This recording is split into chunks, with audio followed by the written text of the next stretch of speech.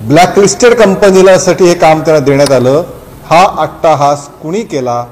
नवाब मलिक याचं उत्तर तुम्ही दिलं पाहिजे। या कंपनी ब्लॅकलिस्टेड कंपनी, पण 3 महिन्यामध्ये या कंपनीने ब्लॅकलिस्टमधून बाहेर काढलं। कुणी काढलं याचं उत्तर आहे।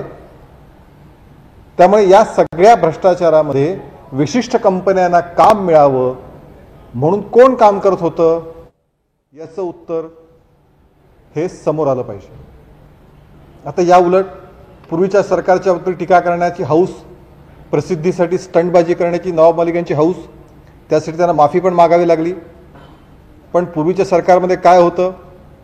2017 मध्ये माननीय देवेंद्रजी मुख्यमंत्री असताना महापरीक्षा पोर्टल सुरू झालं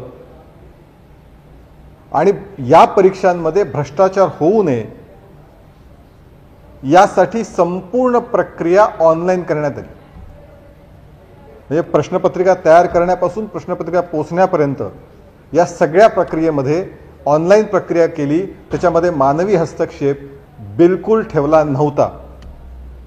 प्रत्येकाला परीक्षेला बसण्यासाठी बायोमेट्रिक सक्तीचं करण्यात आलं।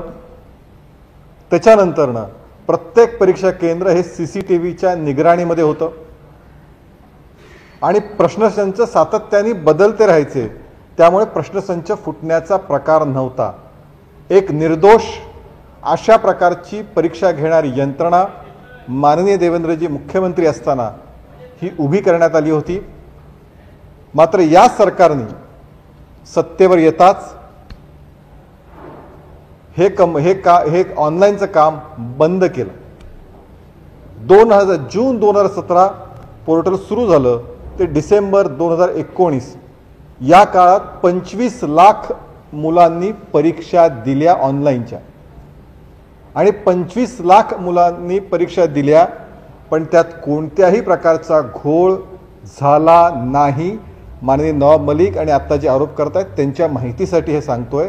त्यामुळे खोटं बोलून प्रसिद्धी मिळवण्याची जी आपली दांडगी हौस आहे तिच्यापेक्षा वस्तुस्थिती काय हे समोर आलं पाहिजे। इतकी पारदर्शक, स्वच्छ या सगळ्या प्रकारामध्ये अतिशय स्वच्छपणे ही असलेली पद्धत या सरकारने बंद केली, कारण भ्रष्टाचाराला या पद्धतीमध्ये ऑनलाईनमध्ये वाव नव्हता। आणि म्हणून अशा पद्धतीने हे सगळं केलं गेलं। कुठेतरी कौस्तुभ धवसेर आरोप कर, कुठेतरी दुसरा काहीतरी कर, असं करून तुम्ही लक्ष वेधू दुसरीकडे नेऊ इच्छिता। पण मुळामध्ये या सरकारच्या काळामध्ये पारदर्शक असलेली पद्धत तुम्ही बंद करून भ्रष्टाचाराला चालना देणारी, भ्रष्टाचाराला वाव देणारी पद्धत रूढ केली। आणि त्याच्यामुळेच आमचं तर म्हणणं आहे याच अधिवेशनामध्ये या सर्व भ्रष्टाचाराशी नवाब मलिक यांचा कसा संबंध होता हे आमचे नेते सिद्ध करतील। त्यामुळे उगाचच वल्गना करणं, प्रसिद्धी स्टंट करणं नवाब मलिकांनी थांबवलं पाहिजे। हे त्यातलं सगळ्यात वस्तू सांगण्याचं आहे।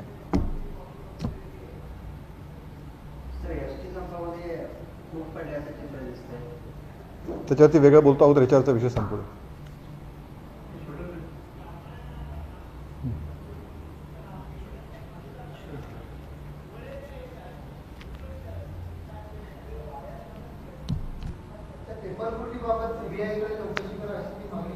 त्याचं हां नाही असं आहे की ज्या पद्धतीचा राज्यात घोळ चालू आहे, राज्यामध्ये पेपर विद्यार्थ्यांसाठी पेपर फुटतात, 2 कोटी रुपये त्या परीक्षा प्रमुखाच्या घरात निघतात।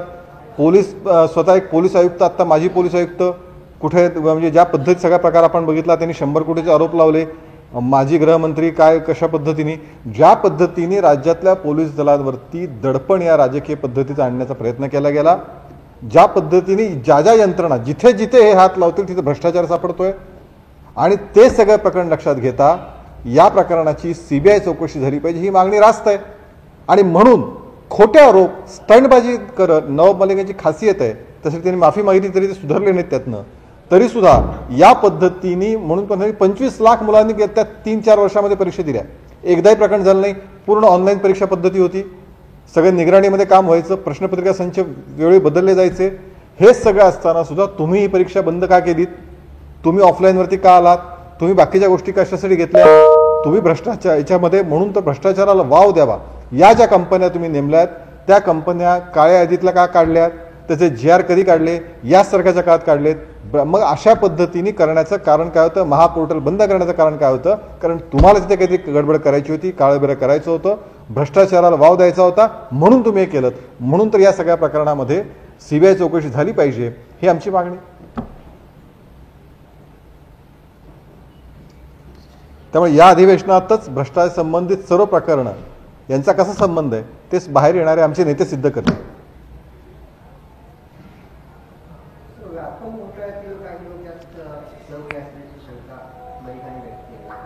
असं आहे म्हणून म्हणलं की त्याच्यामध्ये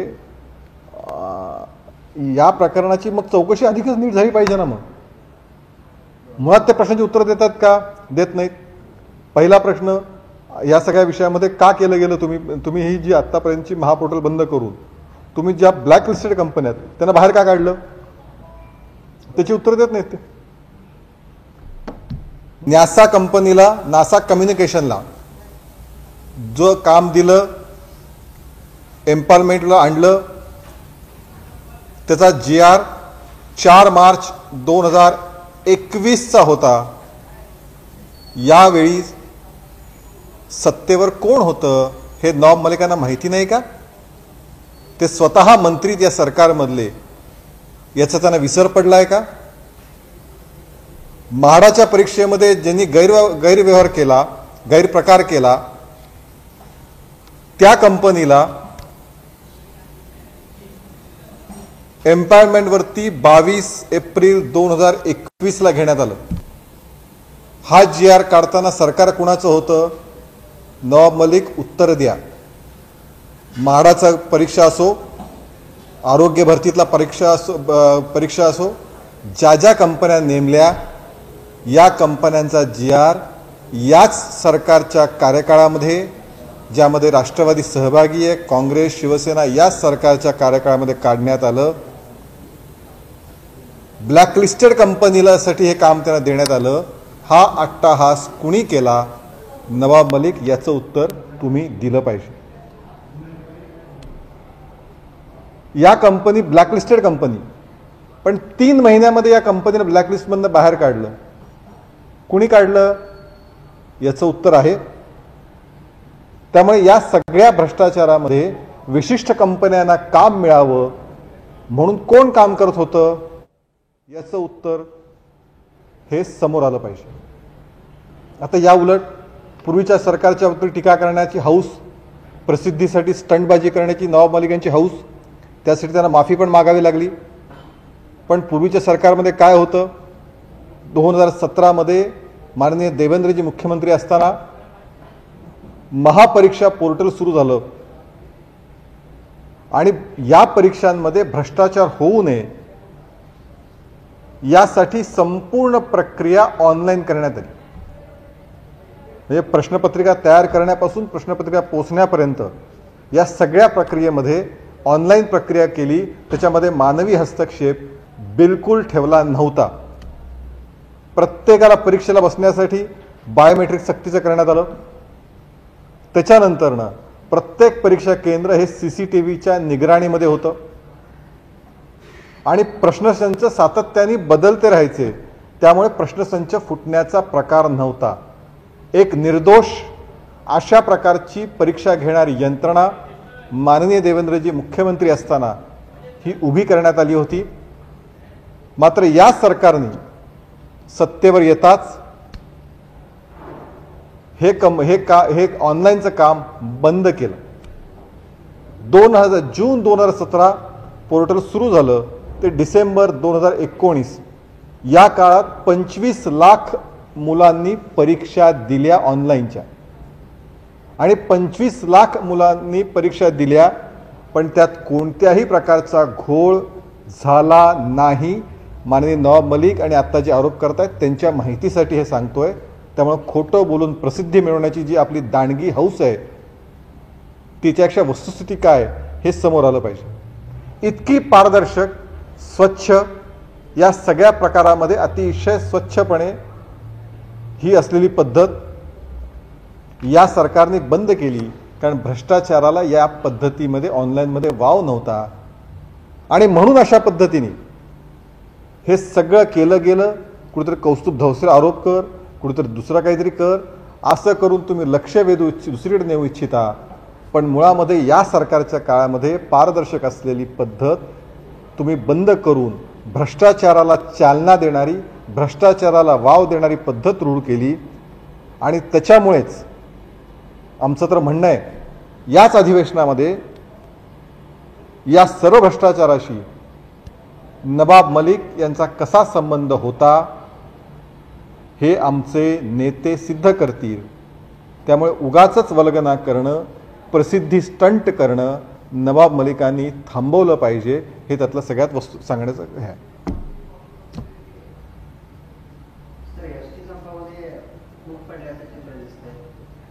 त्याच्यावरती वेगळं बोलतो आहोत, याच्यावरचा विषय संपवू.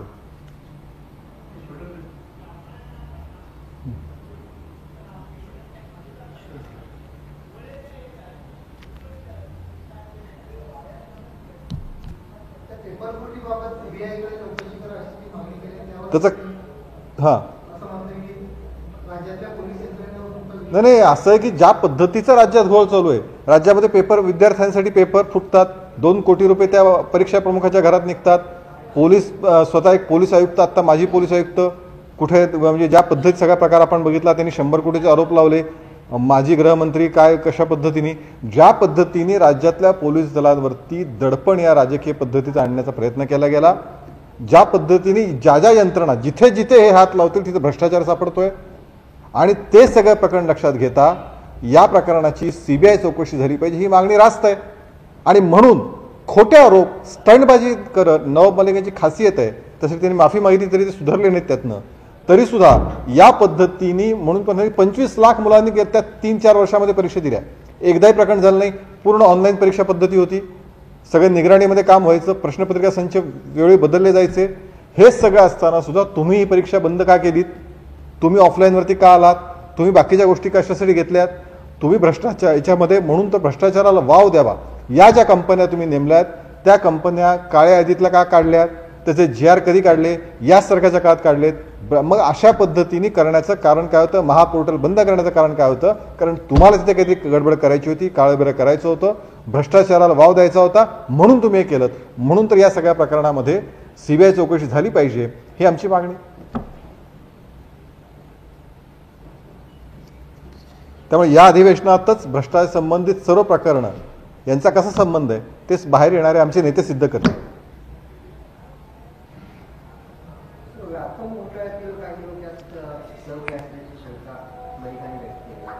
असं म्हणून म्हणलं की त्याच्यामध्ये या प्रकरणाची मग चौकशी अधिकच नीट झाली पाहिजे ना. मग मुळात त्या प्रश्नाची उत्तर देतात का? देत नाहीत. पहिला प्रश्न, या सगळ्या विषयामध्ये का केलं गेलं? तुम्ही ही जी आत्तापर्यंतची महापोर्टल बंद करून तुम्ही ज्या ब्लॅक लिस्टेड कंपन्या आहेत त्यांना बाहेर का काढलं? त्याची उत्तर देत नाहीत ते. थँक्यू. सह्याद्रीची उंची म्हणजे